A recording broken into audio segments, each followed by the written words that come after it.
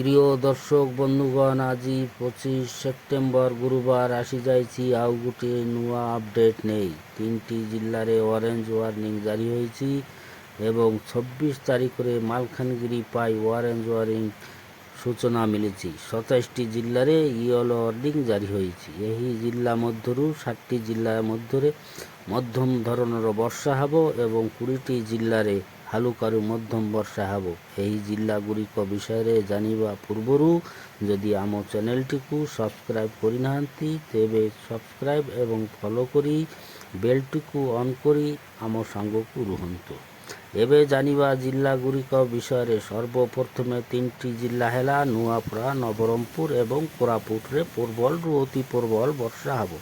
ବିଜୁଳି ଘଡ଼ଘଡ଼ି ସହ ଝଟକା ପବନ ବହିବ। ପବନର ବେଗ 30 କିଲୋମିଟରରୁ 40 କିଲୋମିଟର ମଧ୍ୟରେ ରହିବ ଏବଂ ବର୍ଷାର ପରିମାଣ 7 ସେଣ୍ଟିମିଟରରୁ 20 ସେଣ୍ଟିମିଟର ମଧ୍ୟରେ ରହିବ।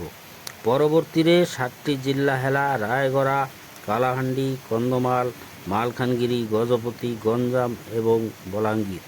ମଧ୍ୟମ ଧରଣର ବର୍ଷା ହେବ। ବର୍ଷାର ପରିମାଣ 7 ସେଣ୍ଟିମିଟରରୁ 11 ସେଣ୍ଟିମିଟର ମଧ୍ୟରେ ରହିବ। ବିଜୁଳି ଘଡ଼ଘଡ଼ି ସହ ଝଟକା ପବନ ବହିବ। ପବନର ବେଗ 30 କିଲୋମିଟରରୁ 40 କିଲୋମିଟର ମଧ୍ୟରେ ରହିବ।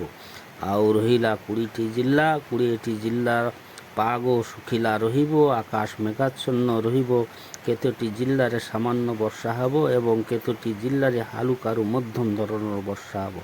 ଜିଲ୍ଲାଗୁଡ଼ିକ ହେଲା ପୁରୀ, ଖୋର୍ଦ୍ଧା, ନୟାଗଡ଼, ସୋନପୁର, ବୌଦ୍ଧ, ବାଲେଶ୍ୱର, ଭଦ୍ରକ, ଯାଜପୁର, କେନ୍ଦ୍ରାପଡ଼ା, କଟକ, ଜଗତସିଂହପୁର, ସୁନ୍ଦରଗଡ଼, ଝାରସୁଗୁଡ଼ା, ବରଗଡ଼, ସମ୍ବଲପୁର, ଦେଓଗଡ଼, ଅନୁଗୁଳ, ଢେଙ୍କାନାଳ, କେନ୍ଦୁଝର ଏବଂ ମୟୂରଭଞ୍ଜ ଜିଲ୍ଲାରେ ବିଜୁଳି ଘଡ଼ଘଡ଼ି ସହ ଝଟକା ପବନ ବହିବ। ପବନର ବେଗ ରହିବ 30 କିଲୋମିଟରରୁ 40 କିଲୋମିଟର ମଧ୍ୟରେ।